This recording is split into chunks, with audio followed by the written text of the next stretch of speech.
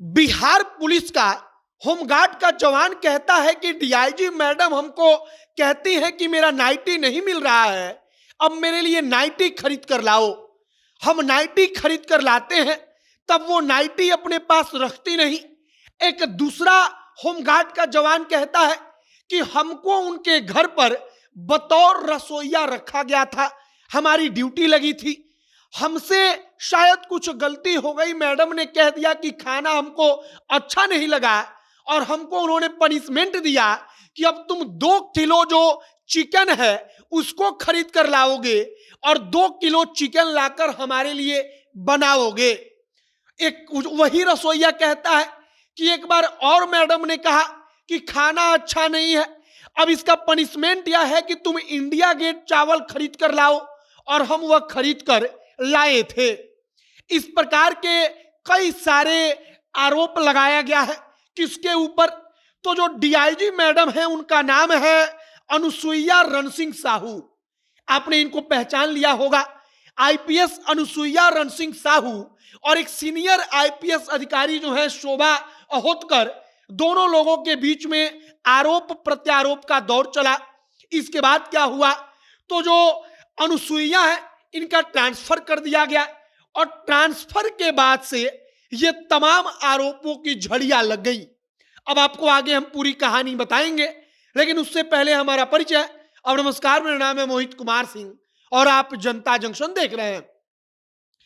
दरअसल कहानी की शुरुआत तब होती है जब अनुसुईया रणसिंह साहू जो है वो शोभा अहोतकर सीनियर आईपीएस अधिकारी जो डीजी थी उनके ऊपर आरोप लगाती हैं, माफ कीजिएगा डीजी हैं भी, उनके ऊपर आरोप लगाती हैं डीआईजी के पद पर रहते हुए कि मैडम ने कुछ गलत किया है। उन आरोपों के बारे में आपने सुना होगा, कई दिनों तक मामला चला, लेकिन अब क्या हुआ, आखिरकार जो डीआईजी मैडम थी उनका ट्रांसफर हो गया। जब इनका ट्रांसफर हुआ तो एक एक करके तमाम वो जवान जो इनके इर्द गिर्द नौकरी कर चुके हैं, ड्यूटी कर चुके हैं, वो आरोपों की झड़ी लगा देते हैं। पहला आरोप सुनिए।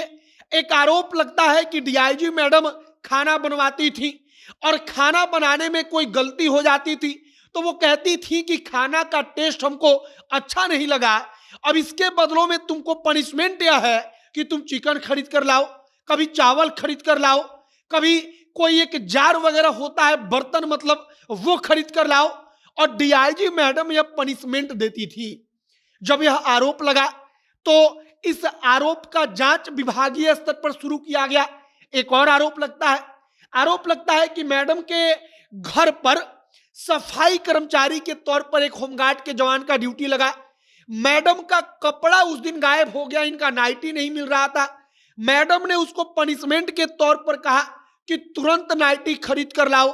वह होमगार्ड का जवान नाइटी खरीद कर लाता है, लेकिन उस नाइटी को मैडम अपने पास रखती नहीं है, बल्कि उसको वापस लौटा देती है, और वह होमगार्ड का जवान अब यह आरोप लगाता है। एक और आरोप लगता है कि मैडम ऑफिस में अपना कुत्ता लेकर आती थी, उनका कुत्ता कई लोगों को काट चुका था, कई पुलिस के जवानों को काट चुका था, और कोई शिकायत लेकर जाता था तो मैडम डांट देती थी, कहती थी कि जाओ अस्पताल में हम फोन कर देते हैं, तुम्हारा इलाज हो जाएगा। और यह पूरा का पूरा आरोप आईपीएस जो अनुसुईया रणसिंह साहू है उनके ऊपर लगा है। अब अनुसुईया रणसिंह साहू का मामला शोभा अहोतकर सीनियर आईपीएस अधिकारी इनसे शुरू हुआ। इनके ऊपर उन्होंने आरोप लगाया कि मैडम ने दबाव बनाया हमारे ऊपर, ये आरोप उन्होंने लगाया। कहा कि कई करोड़ रुपया हमने बिहार सरकार का बचा लिया, लेकिन शोभा अहोतकर ऐसा नहीं चाहती थी। लेकिन अंततः आईपीएस अनुसुईया रणसिंह साहू का ट्रांसफर हुआ और इसके बाद इनके खिलाफ आरोपों की झड़ी लग गई। फिलहाल अब एक एक करके तमाम आरोप लग रहे हैं।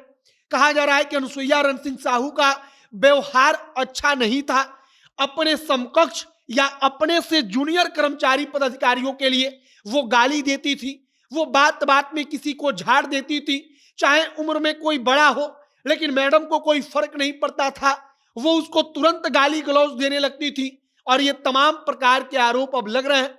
अब विभागीय जांच चल रही है, विभागीय जांच के बाद से सवाल जवाब होगा, पूछा जाएगा डीआईजी मैडम से, जो डीआईजी मैडम थी उस वक्त पर, उनसे कि आखिरकार आपने ऐसा वाकई में कहा या नहीं कहा। कुत्ता काटने वाली बात का हो सकता है सबूत भी मिल जाए, क्योंकि कुत्ते ने जिसको काटा होगा वो कुत्ता काटने का निशान इतना जल्दी खत्म तो होगा नहीं, तो वो सबूत भी बन सकता है।